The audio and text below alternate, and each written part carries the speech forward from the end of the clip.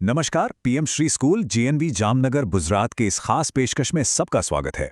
आज हम हमारे विज्ञान शिक्षक श्री अजय कुमार पांडे जी का धन्यवाद करना चाहेंगे, जिनकी मदद से हम एक ऐसी दुनिया की सैर करने वाले हैं जो हमारे चारों ओर है, हमारी उंगलियों पर है, लेकिन हमारी आंखों से बिल्कुल ओझल है।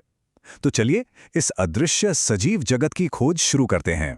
तो कभी सोचा है इस बारे में कि हमारे आसपास हवा में, पानी में, हर जगह अनगिनत छोटे छोटे जीव हैं पर हमें दिखाई नहीं देते? ये सवाल ही तो है जो आज की हमारी पूरी बातचीत का आधार है। जरा सोचिए, एक ऐसी दुनिया जो इतनी बड़ी है, इतनी विशाल है कि हम उसकी गिनती तक नहीं कर सकते, लेकिन उसके रहने वाले इतने छोटे हैं कि वो हमारी नजरों से छिपे हुए हैं।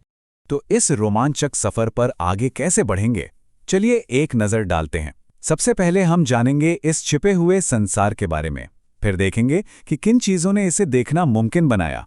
उसके बाद पहली कोशिकाओं की खोज की दिलचस्प कहानी सुनेंगे, फिर पौधों और जानवरों की कोशिकाओं के अंदर झांक कर देखेंगे, और आखिर में समझेंगे कि ये छोटे छोटे हिस्से मिलकर कैसे एक पूरे जीव को बनाते हैं। तो चलिए शुरू करते हैं। तो पहला पड़ाव, हमारा छिपा हुआ सजीव जगत। सवाल ये उठता है कि आखिर ये दुनिया हमसे छिपी ही क्यों रही इतने सालों तक? जवाब असल में बहुत सीधा है, और वो हमारी अपनी आंखों की बनावट में छिपा है। हमारी आंखें कमाल की हैं, है ना? पर इनकी भी एक सीमा है। वो सिर्फ एक खास साइज से बड़ी चीजों को ही देख सकती हैं, और इसी वजह से सदियों तक हम इस बात से बिल्कुल अनजान थे कि हमारे चारों तरफ, हवा में, पानी में, हमारी त्वचा पर भी एक पूरा का पूरा सजीव संसार बसता है। एक ऐसा ब्रह्मांड जो बस इंतजार कर रहा था कि कोई उसे खोज निकाले। तो फिर सवाल ये है कि ये इंतजार खत्म कैसे हुआ? हमने इस अनदेखी दुनिया को देखना शुरू कैसे किया? इसका जवाब है कुछ कमाल के औजारों में। और इन सब की शुरुआत हुई एक बहुत ही मामूली सी देखने वाली चीज से, जिसे हम कहते हैं लेंस। ये लेंस शब्द भी बड़ा मजेदार है। इसका नाम पड़ा है मसूर की दाल से, क्योंकि इसका आकार बिल्कुल मसूर की दाल जैसा होता है, बीच में से मोटा और किनारों पर पतला। और लैटिन में मसूर को लेंटिल कहते हैं। सोचिए तो जरा, एक दाल के दाने जैसी मामूली सी चीज ने विज्ञान की दुनिया में कितनी बड़ी क्रांति ला दी। और देखिए, ये कोई रॉकेट साइंस नहीं है। एक साधारण सा गोल पेंदे वाला फ्लास्क लीजिए, उसमें पानी भर दीजिए, और वो भी एक लेंस की तरह काम करने लगता है। किताब के ऊपर रखिए और अक्षर बड़े दिखने लगेंगे। मतलब चीजों को बड़ा करके देखने का जो बेसिक आइडिया है वो बहुत ही सरल है। बस रोशनी को सही तरीके से मोड़ना आना चाहिए। और बस यही वो चाबी थी जिसने एक पूरे छिपे हुए संसार का दरवाजा हमारे लिए खोल दिया। और ये दरवाजा रातों रात नहीं खुला, ये एक लंबा सफर था। देखिए, बहुत पुराने समय में ही लोगों को पता चल गया था कि घुमावदार शीशे से चीजें बड़ी दिखती हैं। फिर 1665 में रॉबर्ट हुक नाम के एक वैज्ञानिक ने अपना एक माइक्रोस्कोप बनाया और एक पूरी नई दुनिया देख ली। और फिर कुछ ही साल बाद ल्यूवेनहॉक ने उनसे भी कहीं ज्यादा ताकतवर माइक्रोस्कोप बनाकर हमें पहली बार जिंदा चलती फिरती कोशिकाओं से मिलवाया। ये विज्ञान के इतिहास में एक जबरदस्त मोड़ था। तो अब हम पहुंचते हैं अपनी कहानी के सबसे अहम हिस्से पर, पहली कोशिकाओं की खोज। इस नई टेक्नोलॉजी यानी माइक्रोस्कोप के हाथ लगते ही दो हीरो सामने आए, और उनकी खोजों ने बायोलॉजी की किताब को हमेशा हमेशा के लिए बदल दिया। सबसे पहले बात करते हैं रॉबर्ट हुक की। साल था 1665।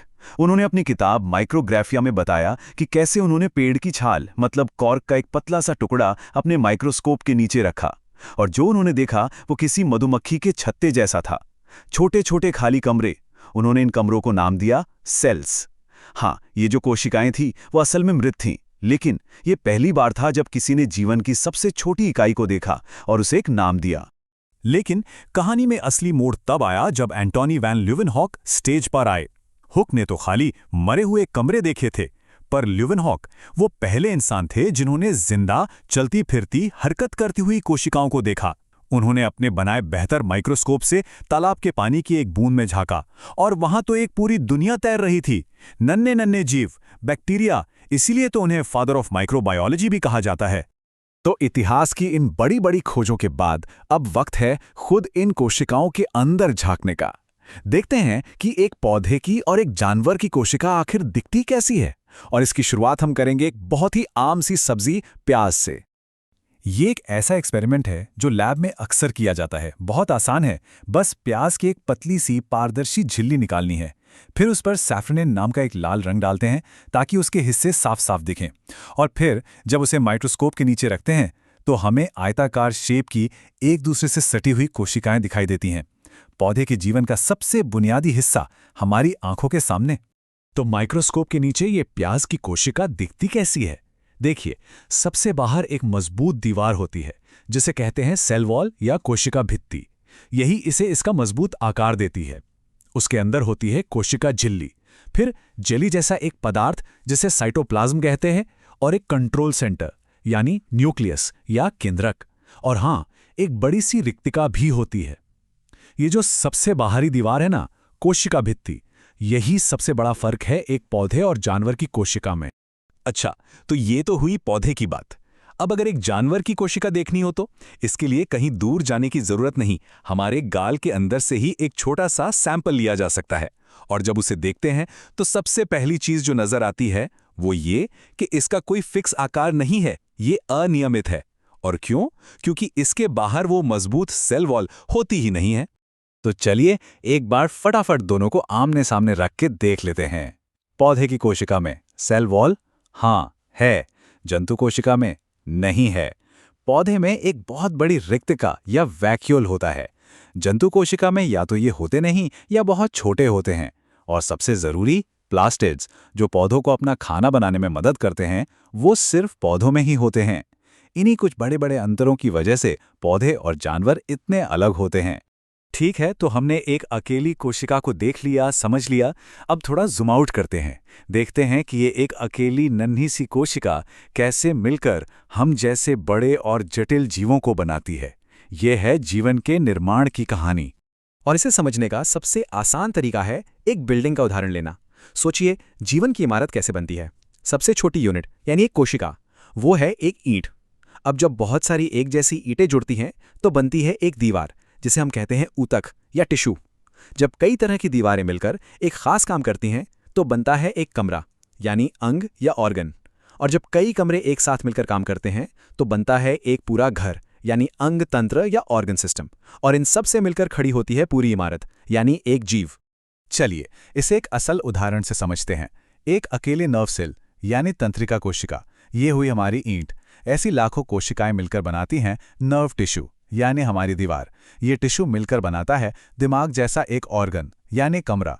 दिमाग हमारे नर्वस सिस्टम का हिस्सा है जो हो गया एक घर। और ये सब मिलकर एक इंसान या किसी भी जीव को बनाते हैं। देखा कितना लॉजिकल है? तो आखिर में सारी बात आकर इसी एक लाइन पर रुकती है। जैसे एक ईंट के बिना दीवार नहीं बन सकती, वैसे ही एक कोशिका के बिना जीवन की कल्पना भी नहीं की जा सकती। ये जीवन का सबसे बुनियादी, सबसे जरूरी निर्माण खंड है। हर जिंदा चीज की कहानी इसी एक कोशिका से शुरू होती है। तो ये सारी जानकारी हमारे सामने एक बड़ा सवाल छोड़ जाती है। अगर एक अकेली कोशिका में जीवन का पूरा नक्शा छिपा है, तो सोचिए इस अदृश्य दुनिया में अभी और कितने रहस्य होंगे जो खोजे जाने का इंतजार कर रहे हैं। हमने तो अभी बस सतह को खुरचा है। इस सूक्ष्म जगत की गहराइयों में और क्या क्या छिपा है, ये जानने के लिए हमारे साथ इसके दूसरे भाग में जरूर जुड़िएगा।